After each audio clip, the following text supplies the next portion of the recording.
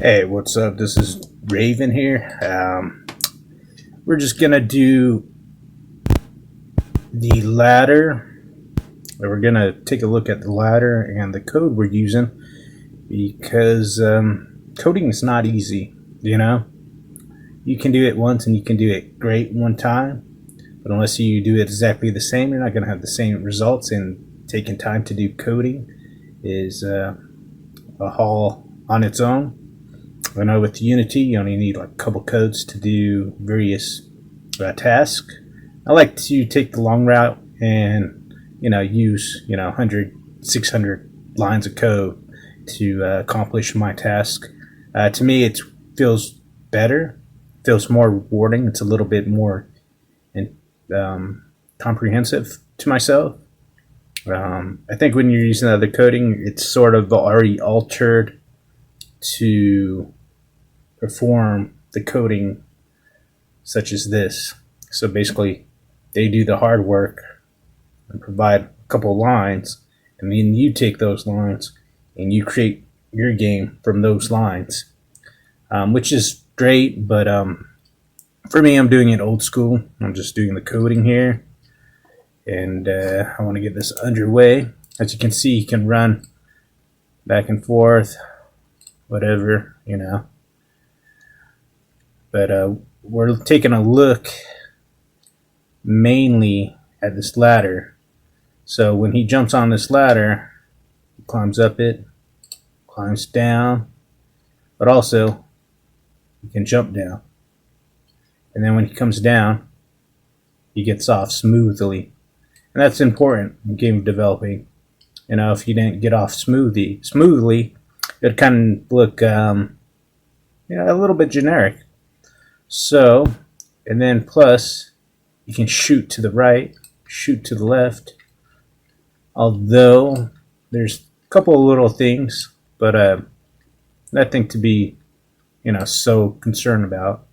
Just as we get the general feel for it.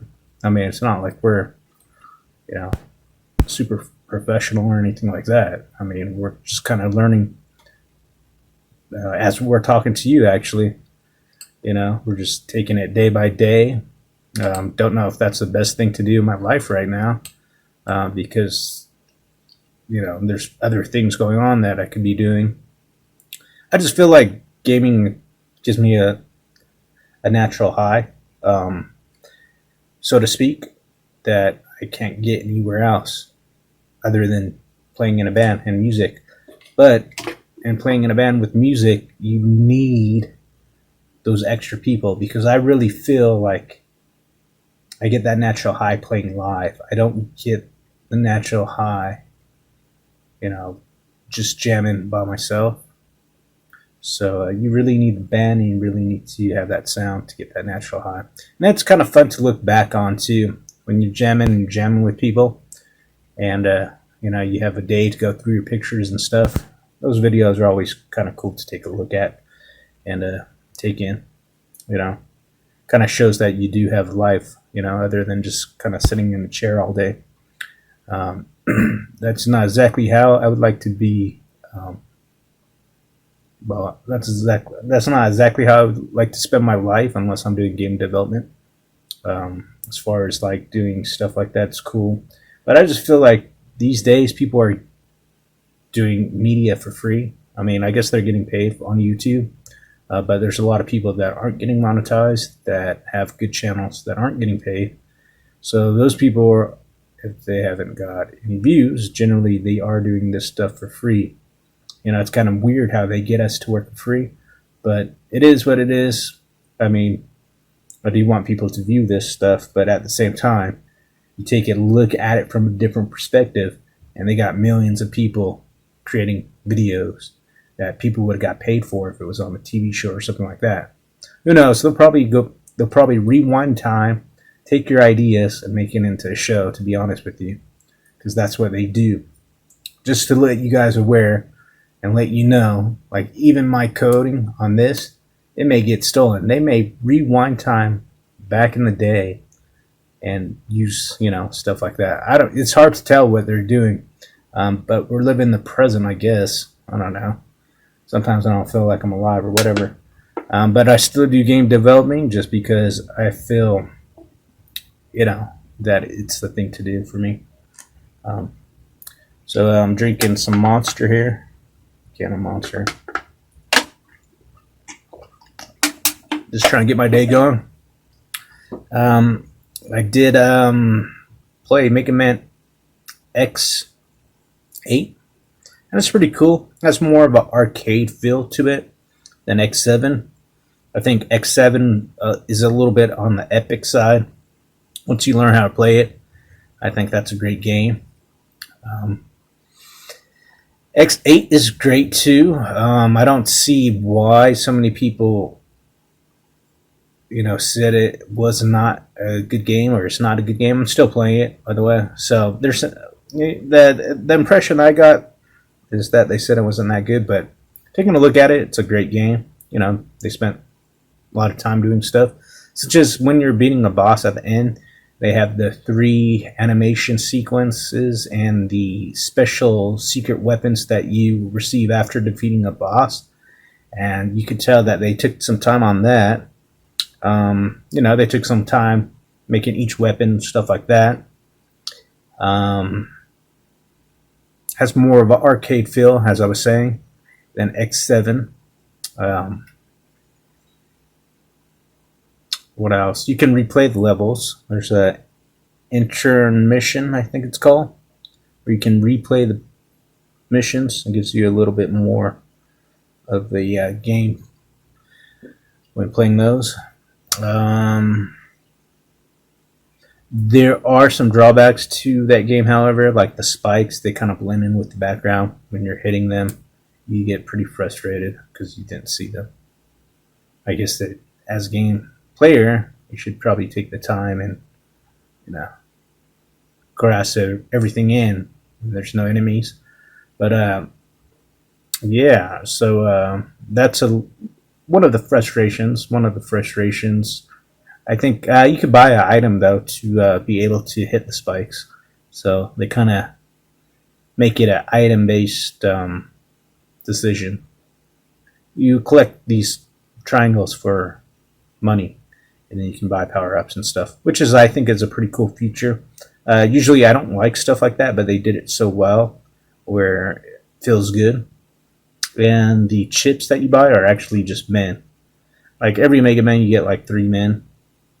And this is the same thing. You get 3 chips, but when you continue, you lose a chip. But you have to rebuy them, so you can rebuy men. The levels are easy enough to where you only need 2 or 3. I usually just use my X-Busters. I don't use too many weapons. On the Platinum Lady, I think I used that boomerang, or the missiles. No, boomerang. Something like that. I don't know. I switched to a weapon, and I end up defeating the boss because I accidentally switched to the weapon. So that was pretty cool. I have like 3 levels to go on that game. But like I said, it's extended and there's a lot of like secrets to that game. So we'll probably like end up playing that game sometime. Maybe even in this video, maybe not in this video. But yeah, here's the game. Let's get to the coding here. You guys have been waiting for the coding. I'm just jabbering. And but yeah, you want something like this to where you can just jump off. Sometimes this is the best way I could get it. Like I can press all these different diagonals and stuff like that, and he's not gonna fault on any of these. So that's the coding you want to do when making a game. Maybe that's a little bit of a default, but it's not to be concerned about. You know what I'm saying? You can only do too much as long as it feels pretty solid here. I just take Mega Man for example. I'm a musician first, as you guys do or didn't know. So playing guitar, I take it from a guitar player perspective, a musician perspective when game developing, and that means that I cover a game first before I go do my own game, and I want to learn from the best. If you want to learn from the best, cover some games like Mega Man, Super Mario Bros. Although they do get mad if you infringe on their copyright material.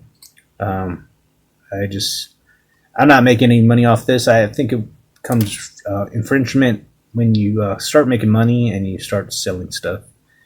And as far as the code goes, code is sacred, although it should be preserved at the same time. So we want it archived, but we also want it preserved, and we want it sacred. Most people don't do this game developing. They're into the whole Unity and Unreal stuff, and that's kind of where the future of game developing is going. There are some great developers out there at this time, and it's increasing. It has, within the last couple of years, it has increased quite in the numbers, actually, and more than I ever thought, because people generally think Blender is the most difficult program, and the same with Unity, and they're correct. At the same time, there's a lot of people that are achieving and creating some good content out there. And I saw a few things online where you could put it in a Mario game and stuff like that they probably haven't done yet, using Unity and Blender and stuff like that, which I think would be kind of cool. But we're not using that stuff. We're just using this, and we're going to take a look into the coding of the ladder, so we can preserve it here. So let's close that window. All right, so we're here, and we want to take a look at what's going on in here. Okay, so this is the ladder, and this is the ladder code. We got the climb speed to 0. So it's 0 on it when it, just to start off with, okay? But if he hits the ladder and the key's down space, meaning the space bar, the ladder hit is false. So if the key space, if the arrow hits the ladder and the key space, and the key is up and the key is left, it is false. That's just saying if he's like running across the ladder, he's not going to attach to it.